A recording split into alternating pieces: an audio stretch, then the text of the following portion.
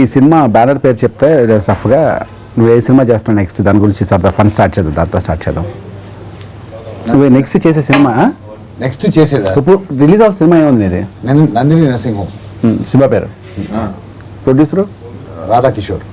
Heroine Radhakishore and Bhiksham. Heroine పేరు ఏం పేరు? నిత్య నరేష్, శ్రావ్య. నిత్య నరేష్ శ్రావ్య ముగ్గురా? నిత్య నరేష్ శ్రావ్య అంటే డాడీ లేరు దాంట్లో మధ్యలో. నిత్య నరేష్ అంటే కేరింతల చేసిన అమ్మాయి, శ్రావ్య వచ్చి ఒక సినిమా చేసింది లవ్ యూ బంగారం. ఆ రెండు ఇద్దరు. సరే, ఇప్పుడు నీకు గర్ల్ ఫ్రెండ్ అన్నీగా ఉన్నారా? లేదు, ఇంకా లేదు. ఇంకా స్లీపింగ్ ఉన్నాం మనం. బ్రేకప్ బ్రేకప్సా అవి ఉంటాయి. ఎన్ని ఉంటాయి? మోడర్న్ చిన్నప్పటి నుంచి లవ్ స్టోరీస్. నీకు అంత అర్జెంట్ హీరో అవ్వాల్సిన అవసరం వచ్చింది. మీ డాడీ ఇంకా హీరో చేస్తున్నారుగా. హీరోకి ఎక్కడ చేసింది అంత అవసరమే? చేసావు అప్పుడు థియేటర్ చేశాను కదా. చేసావు. మీ డాడీ ఇంకా హీరో చేస్తున్నప్పుడు నువ్వేది హీరో చేస్తాను అర్జెంట్ 1-2 years అయితే మీ డాడీ 2 years అడిగారు కానీ వాళ్ళు డ్యూయల్ హీరోస్ రాకూడదా? Serious case of Benjamin Button. సరే, వర్కౌట్ చేసి 6 pack చేశాను నేను. కరెక్ట్. ఓకేనా? అది మీ డాడీ ఇన్స్పిరేషనా లేకపోతే తేజ్ ఇన్స్పిరేషనా లేకపోతే ఇంకా ఇన్స్పిరేషన్? లేదు, నాది ఇన్స్పిరేషన్. ఎలా? ఇప్పుడు ఒక బండ ఉంటే దాన్ని చెక్కి దాన్ని ఒక స్టాచ్యూ చేయాలనిపిస్తుంది. నీకు తెలుసు కదా ఎలా ఉండేవాడి ఇంతకుముందు. I know basic. I know.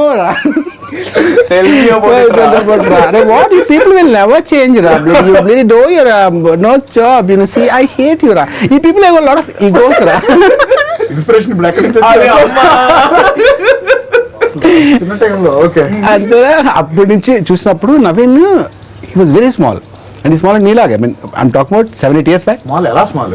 వయసులో, ఫిజిక్ లో కాదు. అదే అంత చిన్నపిల్లని చూసి నేను అంత లావు చూస్తే పెద్దవాడు అనుకుంటాగా కూర్చొని చేస్తారు. తర్వాత తెలిసింది చాలా చిన్నవాడని. మరి ఎందుకంటే లావు అయిపోయాడు అని చెప్తే రీజన్స్ ఉన్నాయి. మీరు ఎప్పటి నుంచి ఫ్రెండ్స్ చెప్పండి. మా ఇద్దరిదా చిన్నప్పుడు చీజ్ క్యూబ్స్. చిన్నప్పటి నుంచి ఫ్లాష్ బ్యాక్ వెళ్తే నాకు అప్పుడే హైదరాబాద్ నెల్లూరు నుంచి చెన్నైకి షిఫ్ట్ అయ్యాను. సో పెద్దమ్మ ఇంట్లో ఉండేవాళ్ళం. సో డయాగ్నల్లీ ఆపోజిట్ కృష్ణ గారి ఇల్లు. సో అక్కడ చరణ్, నవీను వీళ్ళందరూ ఫ్రెండ్స్ అనమాట. నాకు అప్పుడే వచ్చాను, నాకు ఎవరు పరిచయం లేదు. నేను ఇంట్లో ఒక్కడనే ఆడుకుంటూ ఉండేవాడిని. మమ్మీ ఏమో ఎంతసేపు అని చెప్పి నాతో పాటు ఉండగలుగుతుందని చెప్పేసి, మమ్మీ బయటికి వెళ్ళరా ఫ్రెండ్స్ ఎవరైనా ఉన్నారంటే, నాకు ఎవరు లేరు ఫ్రెండ్స్ అంటే. పక్కింట్లో అట్లా పక్కింటి అంటే ఇల్లు లేదు, రవిప్రసాద్ యూనిట్ ఉండేది. ఇంకా ఎదురింట్లో పెద్దోళ్ళు ఉండేవాళ్ళు, ఎవరు పరిచయం లేదు నాకు. అలా కాదని చెప్పేసి చూస్తే కృష్ణ గారు ఇంట్లో నరేష్ గారు ఉండేవారు. సో వాళ్ళ అబ్బాయి ఉన్నాడు, ఆ అబ్బాయితో మీరు పరిచయం చేయండి సరిపోద్దని చెప్పి మా అత్త చెప్పింది అనమాట. సో అలాగే మా మమ్మీ నవీన్కి పరిచయం చేసింది. ఒకరోజు వాళ్ళ ఇంటికి వెళ్ళి క్రికెట్ ఆడాం. అమ్మా క్రికెట్ ఆడచ్చు, ఆడుకోవచ్చు అని చెప్పి చిన్న ఇదనమాట. సో నెక్స్ట్ డే నేను అలాగా వీడింటికి బయలుదేరుతుంటే కరెక్ట్గా వీడు పక్కన హలీం స్టోర్స్ అని చెప్పి ఒకటి ఉంటుంది. అక్కడ ఆయన చూసి నవీన్ అని గట్టిగా అరిశాను.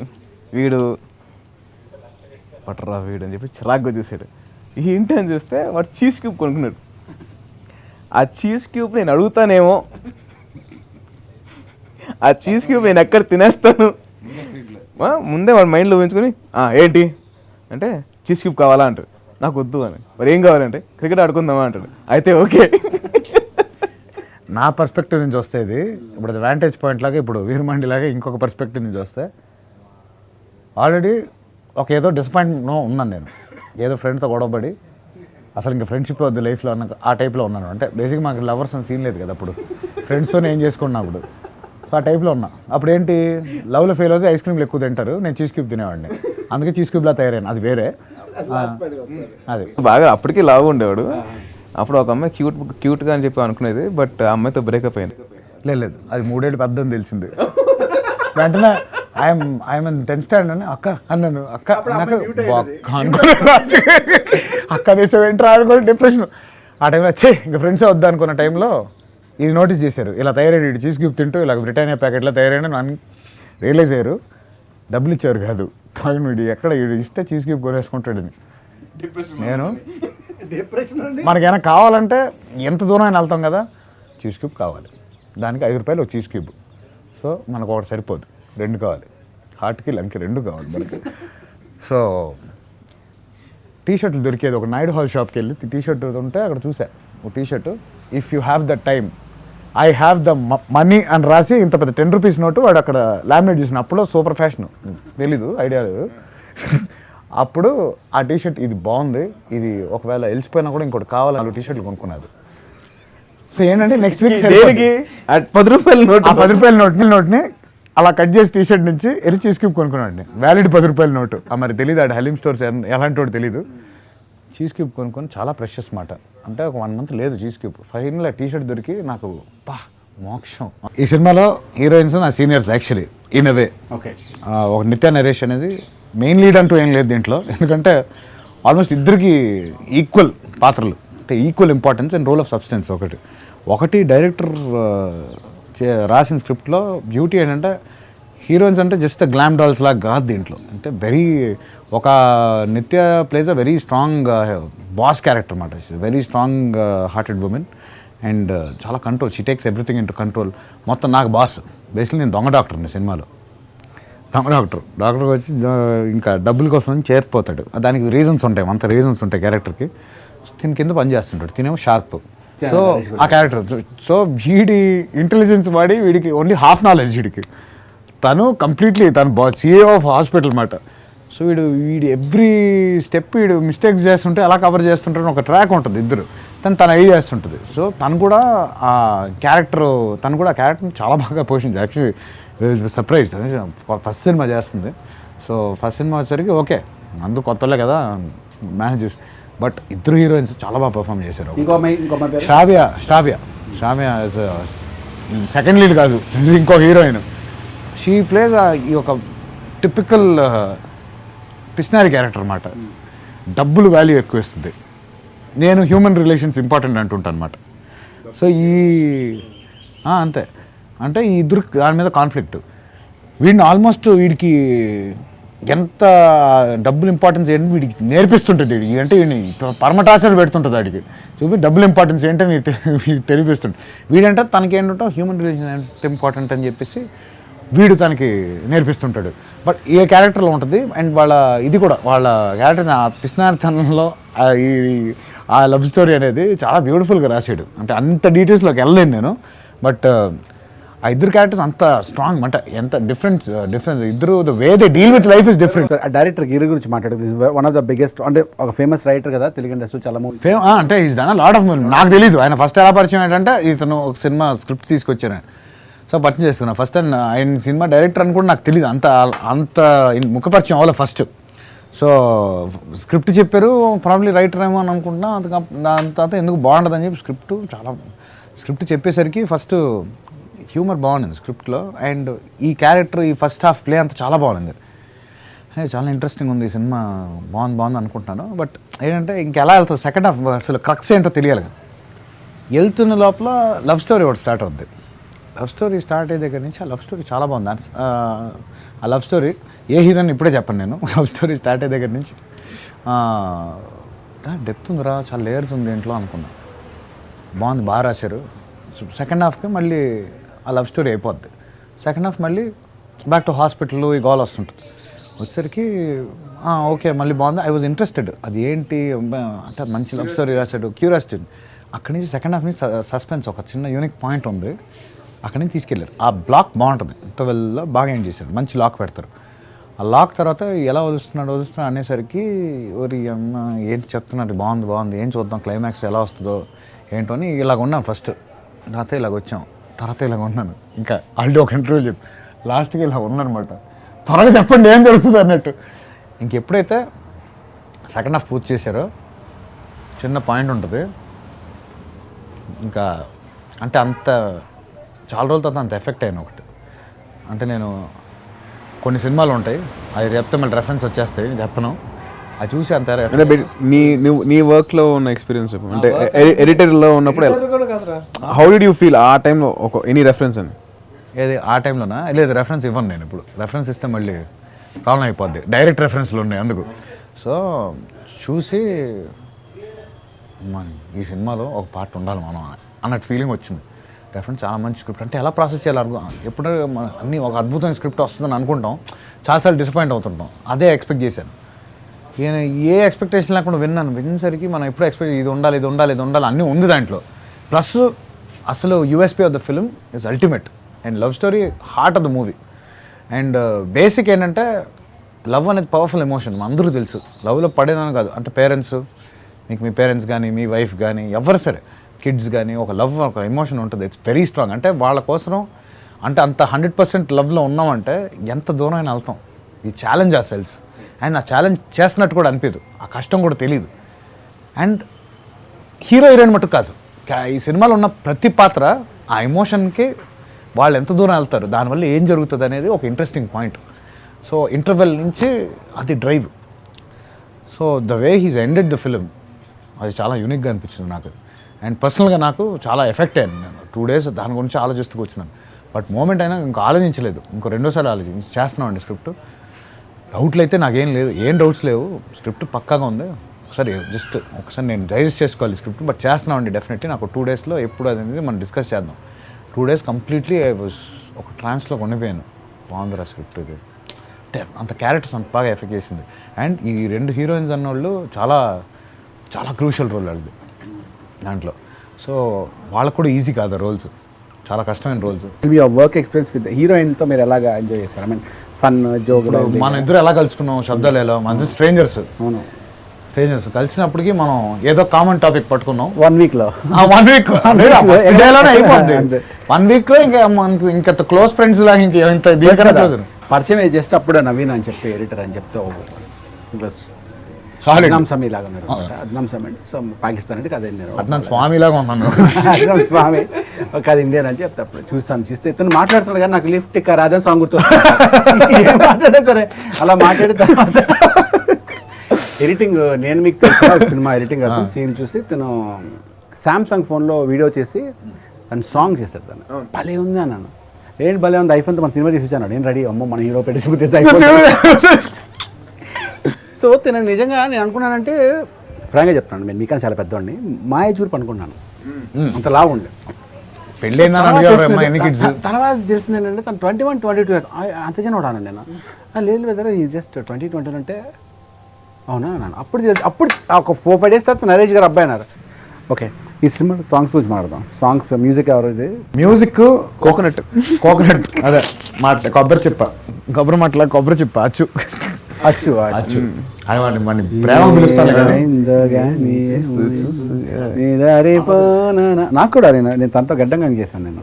రైట్ కరెక్టే కదా. అచ్చు నాకు బాగా మంచి ఫ్రెండ్. ముందు నాకు మనోజ్ దగ్గర నుంచే నాకు అచ్చు ఫ్రెండ్. అప్పుడు మంచి ఫ్రెండ్. అప్పుడే నేను తెలుసు ట్రావెల్ అయ్యాం అందరం. అప్పటి నుంచి నాకు కూడా నేను పరిచయం. అవును ట్రావెల్ అయినప్పుడు అచ్చు ఈ సినిమాకి చాలా మంచి మ్యూజిక్, చాలా మంచి సాంగ్స్, సూపర్ బాగున్నాయి సాంగ్స్, బాగున్నాయా? చాలా బాగా వచ్చింది. కాదు నీవు డాన్స్ ఇంటర్వ్యూ చేసే ముందు వినుండాలి బట్ వినలే. ఓకే సాంగ్స్లో మీరు డాన్స్ చేస్తారా? డాన్స్ వచ్చా నీకు?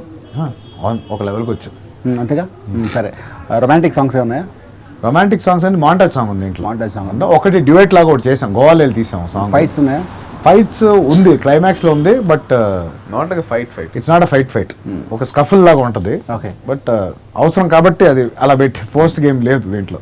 ఈ సినిమాలో బాగా ఇంట్రెస్టింగ్ ఒక సీన్, అంటే సీన్ చెప్పొద్దు, ఒక సిచ్యువేషన్, అంటే మరీ ఆడియన్స్కి మన గురించి మనం చెప్పుకుంటూ ఉంటుంది కదా. Tell me something interesting about this movie. I mean some funniest which is the most important core ingredient in the film. In the movie, yeah. Core ingredient, like I said, love story. Humor is there. Humor is always there. మన తెలుగు సినిమాలో at its best అంటే humour కే known for its humor. Characters Shakalaka Shankar నా friend దాంట్లో full length అంటే start to end ఉంటాడు అనమాట అతను.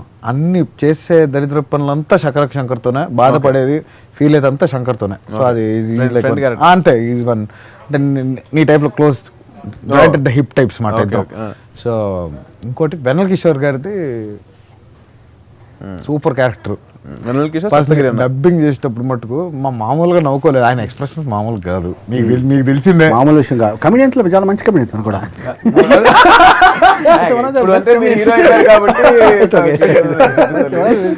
లైఫ్ ఆయన కూడా ఇంటర్వ్యూ చేద్దాం ఒకసారి. దీంట్లో ఏంటంటే చేద్దాం. దీంట్లో మైండ్ వాయిస్లు ఎక్కువ వెనల్ కిషోర్కి. అండ్ చూసే ఉంటావు దాంట్లో కామా పేషెంట్ మైండ్ వాయిస్లో ఉంటుంది కానీ కామాలో ఉండడు, అదే దీంట్లో ఇది మాట. సో ఈ రియాక్షన్ ఇక్కడ శకలక్ శంకర్ మేము చేస్తుంటే అక్కడ రియాక్షన్ వస్తుంటుంది. అండ్ ఒక్క కాదు ఇంకా దాంతో చాలా ఇంట్రాక్షన్ ఉంటుంది అక్కడికి. ఒక్కొక్కళ్ళు ఎలా క్యారెక్టర్స్ కంబైన్ అవుతారు, ఎలా సిచ్యువేషన్స్ ఫామ్ అవుద్ది. సప్తగిరి గారు కూడా, ఎలా ఉంటుంది? సప్తగిరి గారు ఉన్నారు. ఆయన సప్తగిరిది డిఫరెంట్ ట్రాక్, అది సపరేట్ ట్రాక్. అంటే నలుగురు ఎక్సెంట్రిక్ ఫెలోస్ రా. అది ఏంటంటే ఆ హాస్పిటల్లో వచ్చి చేరుతారు అందరూ. ఓకే, ఆ హాస్పిటల్లో ఇప్పుడు ముగ్గురు కలిపి వాళ్ళు ఇంటరాక్ట్ అయ్యే దగ్గర నుంచి నీకు ఒక ట్రాక్ స్టార్ట్ అవుద్ది. అది మామూలుగా ఉండదు. అది దాంట్లో వెనకిషోర్ గారి అల్టిమేట్ మాట, అంటే పీక్. అది 10లో ఉంటే సప్తగిరి గారు 9లో ఉంటుంది. ఆయన ఫ్రస్ట్రేషన్ ఉంటుంది సినిమా అంతా. చచ్చిపోతాను అవ్వలేక ఇంకా. అదైతే అది గ్యారంటీ. నాకు పర్సనల్గా డబ్బింగ్ చెప్పలేకపోయాను కొన్ని సీన్లు అయితే. నాకు ఉప్పు వచ్చేస్తుంది ఆ ఫేస్ చూస్తుంటా డైరెక్ట్ థియేటర్లో. ఇద్దరికి ఒక చిన్న కామన్ పాయింట్ ఉంది. నా ఫస్ట్ ఫిలిం పిల్లాను లేని జీవితం రిలీజ్ అయ్యింది, దానికి కెమెరామెన్ శివ గారు. అండ్ వీడికి ఫస్ట్ ఫిలిం కెమెరామెన్ వచ్చేసి శివ. ఓకే, అంటే ఫస్ట్ రిలీజ్ కి వచ్చింది. నాకు రే నా ఫస్ట్ ఫిలిం అయినా ఫస్ట్ రిలీజ్ కి వచ్చింది పిల్లాను లేని జీవితం. ఇది ఫస్ట్ ఫిలిం ఇంకోటి అయినా రిలీజ్ కి వచ్చింది నందిని నరసింహం. సో మా ఇద్దరి కెరియర్స్ చాలా ఐడెంటికల్ గా, అంటే యాక్టింగ్ కెరియర్స్ పూసుకొని సేమ్ వైరస్ మాట ఎక్కింది ఇద్దరికి. అదే జ్వరం వచ్చింది. Same cameraman. ఆఖరికి మనం చూసేది కూడా ఒకటే. కెమెరామెన్ శివ చాలా మంచి. తను ఇంకా 6 ప్యాక్ చేస్తున్నాడా? ఏది వర్కౌట్ ఫ్రీక్ తెలుసు కదా. బ్యాకప్ టైం కల్లా 6 ప్యాక్ ఆలోచిస్తాడు. మళ్ళీ స్టార్టింగ్ కల్లా మళ్ళీ మార్నింగ్ కాల్ షీట్కి వచ్చారు. తను కూడా చాలా కాన్షియస్ కొంచెం. అయిందా బాగా బ్యూటిఫుల్ శివ బ్రదర్ కూడా తెలుసు నాకు. సరే కలిసాను. Sweet heart. చాలా బాగా పనిచేస్తారు ఆయన ఈ సినిమాకి మటుకు సపరేట్ స్కీమ్ కదా, లైటింగ్ స్కీమ్. అంటే ఇక నైట్ షాట్స్ ఇవంతా కూడా lit it really well. Hospitals కానీ కొన్ని సస్పెన్స్ సీన్స్ కానీ ఈ shot it really well. And అర్థమైపోయింది అప్పుడు పిల్ల చూసినప్పుడు అడిగే ఎవరు డిఓపి చాలా బాగున్నారు అంటే అప్పుడు శివ అని చెప్పాడు. బాగున్నారు అని. సరే నాకు గిరి గారు వచ్చి దాసరి శివేంద్ర కెమెరామెన్ వస్తే ఫస్ట్ దాసరి శివేంద్ర అంటే ఎవరు అర్థం అవ్వలేదు. తర్వాత పిల్ల నువ్వు లేని ఓహో ఆయనకి ఎంత బ్యాక్గ్రౌండ్ ఉందా పేరు అనుకునే. సరే ఓకే. సో ఎప్పుడు సెట్కి వచ్చేసరికి ఇంకా ఏదో ఒకటి చూస్తుంటారు అనమాట. వెళ్ళి మానిటర్లో చూసేసరికి అర్థమైపోద్ది బాగా పడింది విషయంలో. పిల్ల కన్నా బాగుందిలే అనుకోండి బాగుందని చెప్పి చాలా ప్యాషనెట్. అంటే ఒకటే ఇప్పుడు ఏదో బ్లాక్ పెట్టామా తీసామా అన్నట్టు ఉండదు. బ్లాక్ పెట్టి లైట్లు పెట్టి ఏదో స్టోరీ ఎమోషన్ పట్టి ఆయన కెమెరా మూమెంట్స్ తెస్తాడు. Narrates the story visually. That's a very good quality of కెమెరామెన్కి. అండ్ అతను అది ఫాలో అవుతున్నాడు. మరి అది నేర్చుకున్నారో తెలియదు, మరి అది నాకో తెలియదు. ఒక స్టైల్ ఉంటుంది కెమెరా, ఒక స్టైల్ డిఫరెంట్. మెయిన్ ప్రాబ్లం ఏంటంటే చక్కగా ఎక్కువ మాట్లాడుకుంటూ పనిచేసేస్తున్నాడు. మనం లైవ్ లో చాలా ఫ్రెండ్లీగా, ఎక్కడ చాలా సరదాగా, ఎక్కడ అసలు ఉండదు. అసలు ఏం లేదు. అది కెమెరా డిపార్ట్మెంట్ ఉన్నట్లు ఉండదు. సైలెంట్ గా ఉంటుంది. ఎప్పుడో ఒకసారి అనేది వినిపిస్తుంది, అంతే అయిపోయింది. వాళ్ళతో అసలు మంతాజ్ చాలా లైవ్లీ కూడా చాలా బాగుంటుంది, చాలా ఫ్రెండ్లీ. అండ్ గిరి గారి డైరెక్షన్ గురించి చెప్తాను. గిరి గారు నరేషన్ నుంచి చెప్పాలి.